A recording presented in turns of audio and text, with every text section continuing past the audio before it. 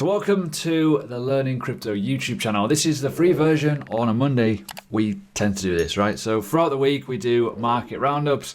A lot happens, right? A lot happens in terms of analysis from myself and Gaz. And the one thing that I said a few days ago, as you can see there, the Nasdaq looks terrible, warning for crypto. We've dropped quite significantly since then as well. You know, that was like pre-dump. Not great, right? So what does that mean for us? Well, we've got to look at the facts here, right? Let's look at the last working day in terms of the market opening. Currently, the markets are closed in America. Dow Jones took a severe hit. If the Dow Jones takes a hit, it's usually pretty bad. Nasdaq took a monstrous hit. We're now below that 13K level, which I did mention. And we've got to be careful here. Now, I don't want to be all doom and gloom. I know a lot of people know me for like just being openly honest and realistic and brutally. I just don't care. Like, I'll be honest with you, I just don't. Like, at the end of the day, wealth is wealth. You don't want to lose it. You don't want to be telling people that, oh, it's going to go up because I might lose followers like some people do. But realistically, we've got to be absolutely brutally honest. If the stock market keeps falling, and there's a chance that it could keep dropping a little bit more, we don't want to have a liquidity crisis. What would that mean is if money is taken away from certain elements and people are liquidated from positions on the stock market, they need to find liquidity somewhere. And the easiest way to get liquidity is via us, because they can easily get, you know, borrowing rates that are really good. It's instant, it's quick, it's easy, it's super straightforward to do. Whereas to obtain that from a financial institution, it will take up to 5 working days at least. Not to mention the transfer time, right? So that's important. Now, this morning, as of recording right now, which is currently just before 10 a.m. UK time, the futures look absolutely awful. Now, this is the thing. Usually, and this may change throughout the course of the day, usually when there's a big red day, there's usually a green day that follows. We have had a weekend and the markets are still crumbling. You can see on the right-hand side on the trending news, there's a lot of like iffy kind of news which isn't great, right? You can see that. French stocks, Euro stumble. There's been a big, massive election bit of news there in France, right? If you've seen Twitter, you've probably seen the banter about it. You can see there as well, notable earnings after Monday's close. Lots of stuff happening, right? There's always going to be earning calls. It is a new quarter. Start of every quarter, it usually happens, which is why we're seeing the likes of Netflix fall out the arse. We're seeing issues with PayPal. There's loads happening, right? So it's interesting.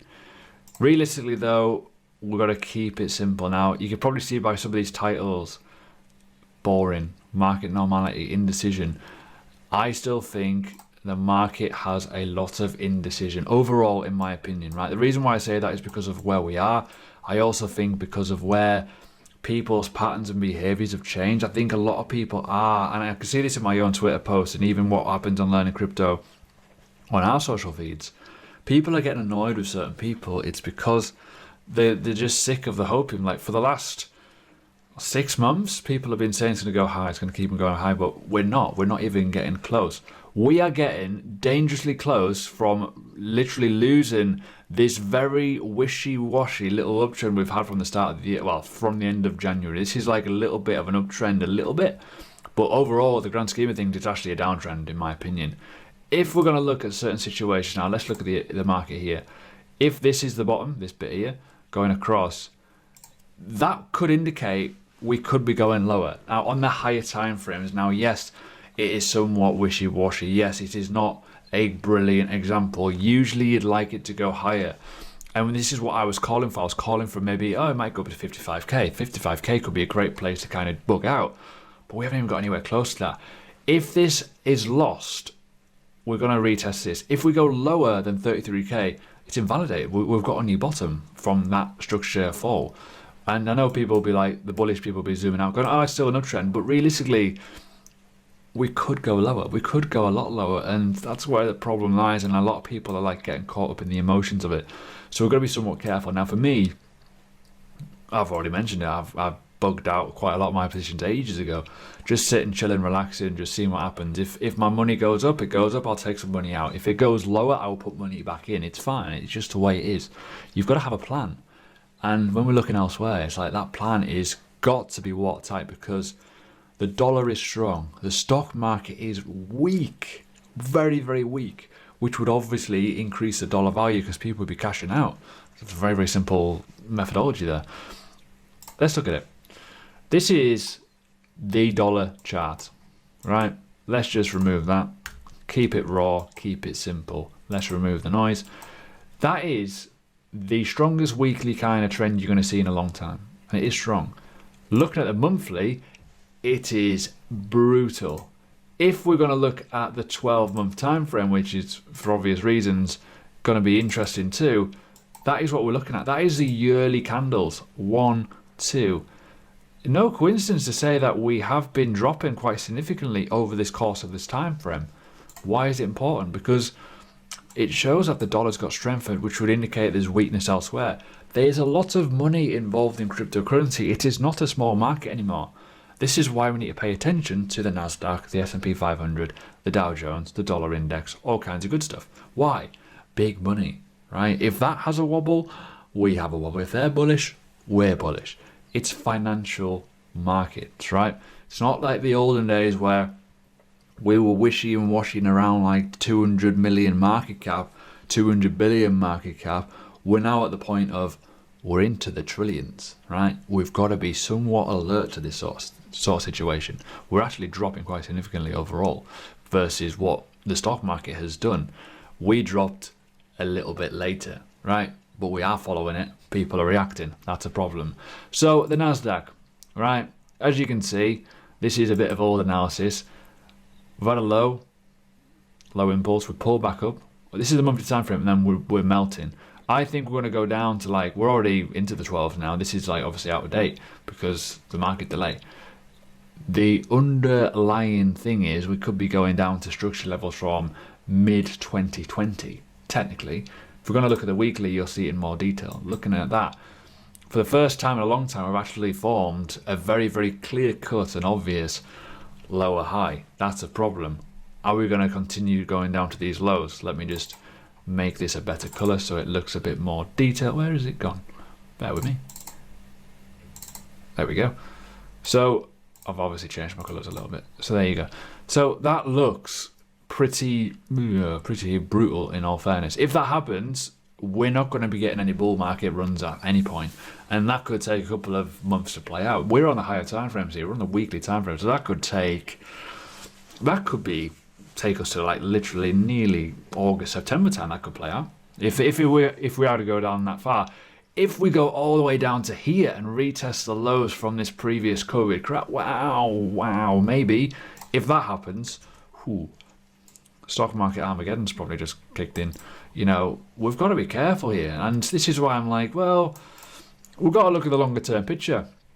Obviously, if we bounce and we carry on going up, the market will stabilize. But realistically, though, we've got interest rates increasing for obvious reasons. We've got high inflation, that's going to try and curb that, and investments and panic and all kinds of fear and greed stuff, which actually does bring me on to, let's have a little look at the fear and greed. Let's have a look at the fear index, which we do have. It's 23 at the moment. So this is updated every single day. 23, that's quite a lot of fear. So there will be a bounce at some point. Definitely, there always is. But where? Is it going to be a 33k bounce? Are we going to test that level? Are we going to get fallout today?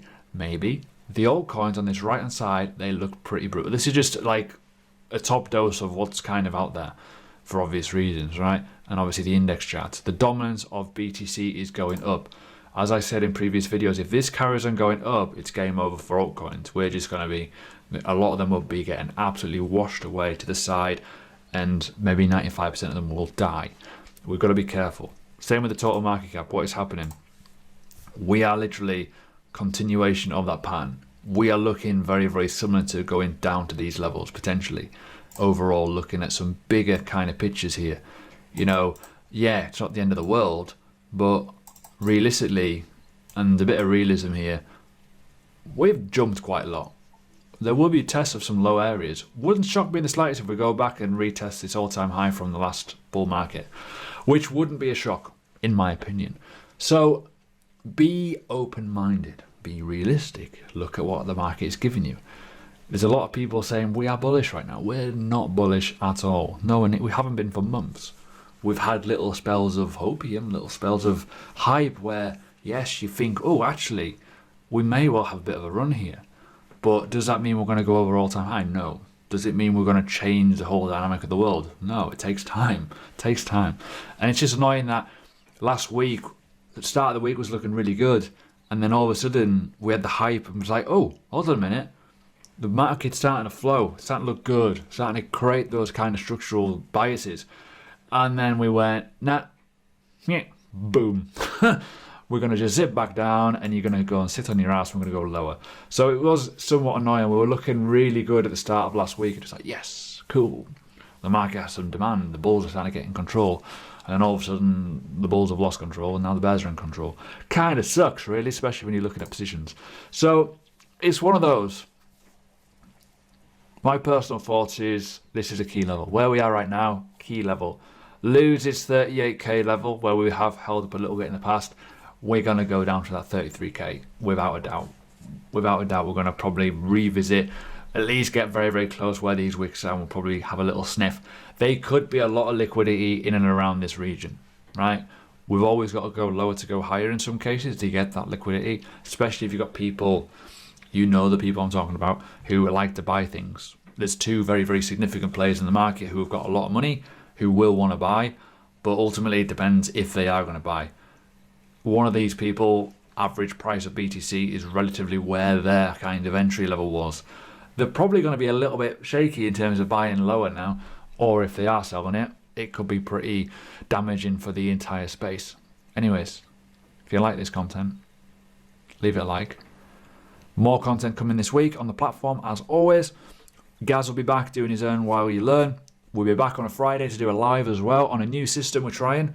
I will be trying it over the course of the week on the platform to see if it works. It'll be done via YouTube, which will be interesting. It will be private for viewing for obvious reasons, but it will be on the platform so you can see, replay and go back. But it will look a lot better than utilising the platform or Zoom.